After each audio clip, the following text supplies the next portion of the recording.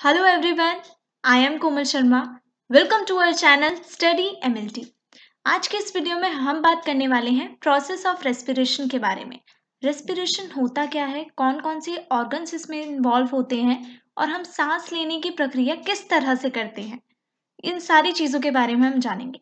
और आज के इस वीडियो में हम एक और नई चीज़ जानेंगे जो कि है difference between the respiration and breathing. Respiration और ब्रीदिंग को बहुत लोग ऐसे कंफ्यूज होते हैं कि ये एक ही चीज़ है, लेकिन ये दोनों प्रोसेस अलग अलग है। तो इसमें मेजर डिफरेंस क्या है, इसको जानने के लिए इस वीडियो को अंत तक देखें। तो चलिए शुरू करते हैं।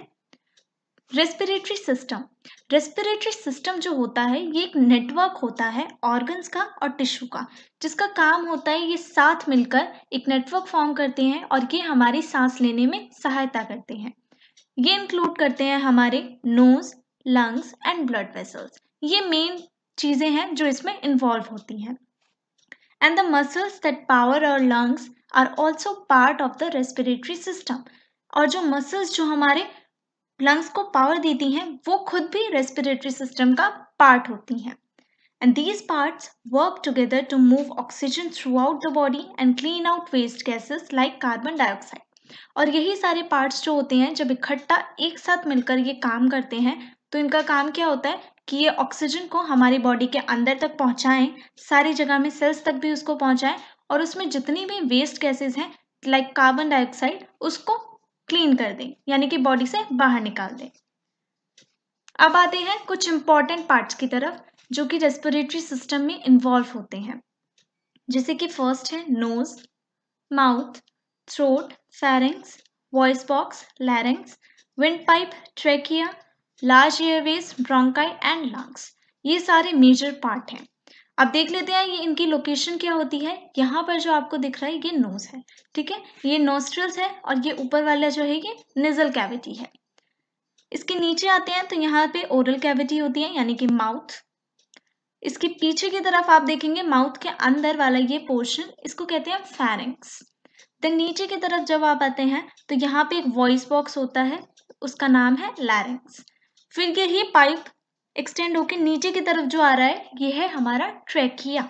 यहीं से वेंट जो भी हम सांस लेते हैं वो सारी गैसेस यहाँ से मूव होकर फिर यहाँ अंदर लंग्स में चली जाती हैं। ये है आपकी राइट मेन प्राइमरी ब्रोंकस यानी कि राइट लंग के अंदर होगा और ये वाला है आपका लेफ्ट लंग के अंदर होगा लेफ्ट मेन प्राइमरी ब्रोंकस। ये दोनों आपके फेफड़े होते हैं और ये बीच में ट्रैकिया। अब आइए जानते हैं ये प्रोसेस होता कैसे है। तो इस प्रोसेस में सबसे पहले आता है आपने सांस ली, देन ट्रैकिया के अंदर गया, ट्रैकिया के अंदर से यहाँ पे वो ब्रोंकाई में जाएगा, ब्रोंकाई में जाने के बाद यहाँ पे ब्रोंकियोल्स में जाएगा, ब्रोंकियोल्स में जाने के बाद यहाँ पे आप देखिए जूम इमेज, ये छोटे छोटे एल्वोलाई होते हैं, छोटे छोटे एल्वोलाई यहाँ पे प्रेजेंट होते हैं जिसके अंदर वो चला जाता है और फिर वहां पे सारा डिफ्यूजन होता है। अब आते हैं, there are mainly 5 functions of the respiratory system. Mainly 5 function perform करता है हमारा respiratory system. First is gas exchange, then breathing, sound production, olfactory assistance and protection. Gas exchange में क्या होता है, ऑक्सीजन और कार्बन डाइऑक्साइड का गैस एक्सचेंज होता है, यानी कि ऑक्सीजन इनहेल किया हमने और कार्बन डाइऑक्साइड हम लोग एक्सेल करते हैं, तो वही इनटेक करना और इसको एक्सेल करना, ये गैस एक्सचेंज होगा। ब्रीदिंग में होता है मूवमेंट ऑफ एयर, जो हम सांस लेते हैं वो एयर हमारे अंदर जाती है, ये आता है ब्रीदिंग का पार्ट। देन इसमें साउंड प्रोडक्शन का काम करता है ये, ऑल्फैक्टरी असिस्टेंट यानी कि सेंस ऑफ स्मेल यही प्रोड्यूस करने में हेल्प करता है, and protection from dust and microbes entering body through mucus production, cilia and coughing. हमारे नाक के अंदर एक लेयर होती है जिसको कहते हैं म्यूकस, म्यूकस की लेयर होती है जिसका काम होता है जब भी हम सांस ले रहे होते हैं तो उसमें जो भी डस्ट पार्टिकल्स हैं वो सब उसमें ट्रैप कर ले, और ट्रैप करने की वजह से वो उसको अंदर नहीं आने देते, हमारी बॉडी में नहीं पहुंचने देते, जिसकी वजह से हार्म नहीं होता। अब आता है, there are 4 types of respiration and these are, first है ब्रीदिंग, सेकेंड है external respiration, third is internal respiration and then cellular respiration. Breathing और वेंटिलेशन जो होता है इसका मतलब है कि एयर जो है मूविंग एयर जो कि हमारे लंग्स तक पहुंच रही है, ये आता है ब्रीदिंग और वेंटिलेशन में। एक्सटर्नल रेस्पिरेशन का मतलब है which is the exchange of gases oxygen और कार्बन डाइऑक्साइड का एक्सचेंज होना बिटवीन इनहेल्ड एयर और ब्लड में। जो हम एयर इनहेल कर रहे हैं और ब्लड जो है, इनके बीच में इनका एक्सचेंज होना। इंटरनल रेस्पिरेशन कहता है which is the exchange of gases between the blood and tissue.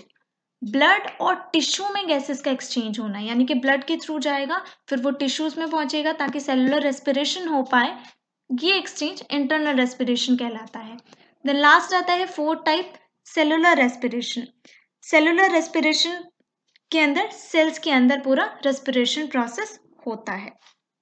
Cellular respiration के अंदर मेनली मेजर इसका काम क्या होता है कि ये क्या करता है, सेल को कन्वर्ट करता है शुगर को लेकर एनर्जी में। यानी कि आप जो भी फूड खाते हो उसमें से शुगर होगा, उसमें शुगर कुछ कुछ मात्रा में प्रेजेंट होता है, उसको एनर्जी में कन्वर्ट करने में हेल्प करता है। अब आ जाते हैं हमारे मेन पॉइंट की तरफ, जो है major difference between respiration and breathing. Respiration और ब्रीदिंग में डिफरेंस क्या है? सो बेसिकली ब्रीदिंग एक बायोलॉजिकल प्रोसेस है जिसमें हम इनहेलिंग एंड एक्सेलिंग का काम करते हैं। यानी कि हमने इनहेल किया, सांस ली, सांस अंदर गई, फिर उसके बाद सांस लेने के बाद सांस छोड़ते हैं तो हमने एक्सेल किया तो सांस बाहर गई, यानी कि कार्बन डाइऑक्साइड बाहर निकला। तो इस प्रोसेस को हम कह रहे हैं ब्रीदिंग। और ये मैकेनिज्म में होता है जो कि इन्वॉल्व करता है various respiratory structures such as the wind pipe, lungs and nose. अभी हमने पढ़ा कि कौन कौन से इसमें ऑर्गन इन्वॉल्व होते हैं, तो वो कौन सा प्रोसेस था, ब्रीदिंग प्रोसेस में इन्वॉल्व होते हैं। And no enzymes use during the process. और इस पूरे प्रोसेस के दौरान कोई भी एंजाइम का यूज नहीं होता। नेक्स्ट आता है रेस्पिरेशन। रेस्पिरेशन दूसरी तरफ क्या होता है, एक ये केमिकल प्रोसेस है जो कि हमारे सेल के द्वारा होता है, यानी कि ये सेल के अंदर होता है और इसमें एनर्जी प्रोड्यूस होती है जो कि एटीपी के फॉर्म में रिलीज होती है। अब देख लेते हैं पॉइंट्स में एक बार इसको, ब्रीदिंग एंड रेस्पिरेशन में मेजर डिफरेंसेस। फर्स्ट डिफरेंस है ब्रीदिंग है intake of fresh air and removal of fall air. Fresh air को लेना और एक्सेल करना। रेस्पिरेशन में इसका फर्स्ट है oxidation of food to form carbon dioxide, water and energy. Food का ऑक्सीडेशन होता है जिसकी वजह से carbon dioxide, water and energy release होती है जो कि एटीपी के फॉर्म में रिलीज होगा। ब्रीदिंग एक फिजिकल प्रोसेस है एंड रेस्पिरेशन एक बायोकेमिकल प्रोसेस है क्योंकि इसमें एनर्जी रिलीज हो रही है एटीपी के फॉर्म में। ब्रीदिंग इसमें कोई भी एनर्जी रिलीज नहीं होती है और इसमें अभी हमने पढ़ा एनर्जी रिलीज होती है। ब्रीदिंग एक एक्स्ट्रा सेलुलर प्रोसेस है और रेस्पिरेशन इंट्रा सेलुलर प्रोसेस है। ब्रीदिंग के अंदर कोई भी एंजाइम का यूज नहीं करते हैं हम, कोई एंजाइम इसमें इन्वॉल्व नहीं होता। एंड रेस्पिरेशन में large number of enzymes are involve, काफी ज्यादा नंबर ऑफ एंजाइम्स इसमें इन्वॉल्व होते हैं। Breathing confined to certain organs, ये कुछ ही ऑर्गन इसमें इन्वॉल्व होते हैं जिसकी वजह से ये ब्रीदिंग प्रोसेस होता है। And respiration occur in all the cells of the body, और रेस्पिरेशन हमारे शरीर के सभी सेल्स के अंदर होता है क्योंकि सेल के अंदर ही ये रेस्पिरेशन प्रोसेस होगा जिसकी वजह से फूड का ब्रेकडाउन होगा, ऑक्सीडेशन होगा और उससे एनर्जी हमें मिल पाएगी। आई होप इसको पढ़ने के बाद आपको ये ब्रीदिंग और रेस्पिरेशन के बीच का डिफरेंस समझ में आ गया होगा। So if you like this video, don't forget to share and subscribe the channel. Thank you.